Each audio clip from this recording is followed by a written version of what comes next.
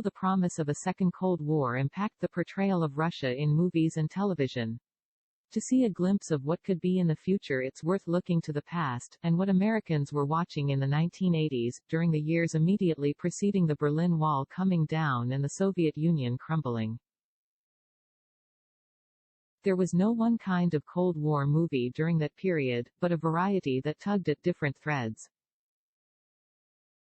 The plots ranged from traditional spy fare and stock, go-to villains to Soviet invasions of the U.S. to hopeful demonstrations of Russians and Americans finding common ground, even if their countries didn't.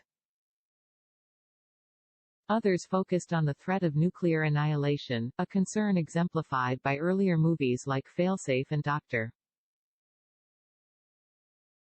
Strangelove, but brought to vivid life, and directly into living rooms, in the 80s. That last bracket included The Day After, a 1983 TV movie considered so provocative that the Reagan administration appealed to ABC not to broadcast it. Shown with limited commercial interruption because of the content, the movie drew a massive audience, a cultural moment captured, fittingly, in the FX series The Americans, which dealt with Soviet spies operating within the U.S. Testament, released the same year, offered a lower-key but no less devastating view of nuclear war's aftermath, while War Games provided a more Hollywood-friendly spin. Patrick Swayze, C. Thomas Howell and Charlie Sheen in the 1984 film Red Dawn. That period also included Red Dawn, in which teenagers defend the U.S. homeland from invading forces, and Amerika, an ABC miniseries that imagined a future America.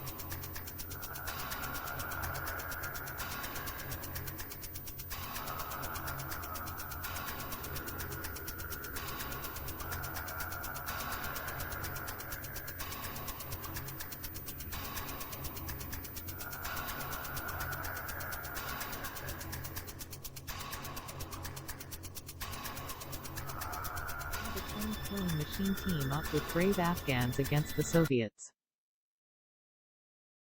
With its Spies Among Us hook, No Way Out was in a way an early version of The Americans, while Chevy Chase and Aykroyd co-starred in the 1985 comedy Spies Like Us.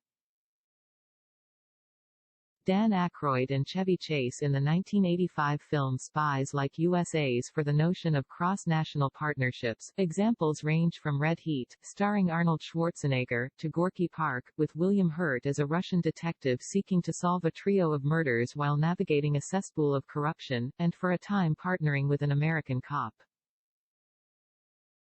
As Emma Piper-Burket wrote in a 2017 article for RogerEbert.com, while many 80s films incorporated Russians and Americans cooperating despite the political climate, after the dissolution of the USSR, however, Hollywood quickly resumed perpetuating its familiar trope of Russian bad guys.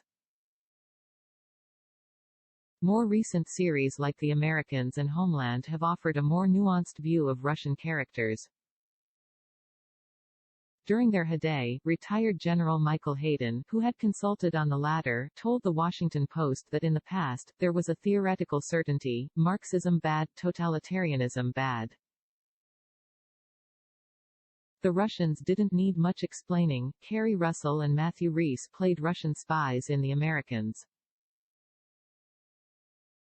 The question is where the Russian image goes from here. Michael Kackman, an associate professor of television at Notre Dame whose specialties include Cold War American culture, expressed hope that the stories of individual Russians wouldn't be lost in the rush toward broad strokes portrayals. Part of the tricky thing is in American popular culture Russians are imaginary people, or at least were during most of the Cold War, Kackman told. If the goal is greater understanding, he added, it's important to remember that Russia isn't just Putin, and to try to be reasonably empathetic about people living within that system.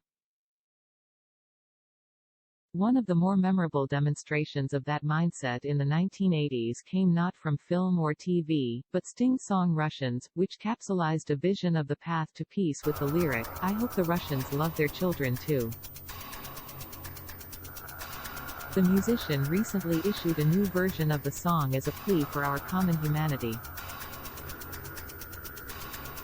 For the brave Ukrainians fighting against this brutal tyranny and also the many Russians who are protesting this outrage despite the threat of arrest and imprisonment. Because it can take years for an idea to become a movie or TV show, it's difficult to say now where recent events will lead. But if the 80s are any indication, and the content landscape has grown exponentially in the decades since, it won't fit in just one basket. The world is complicated, and we are too, Kackman said. All of those representations are in circulation together.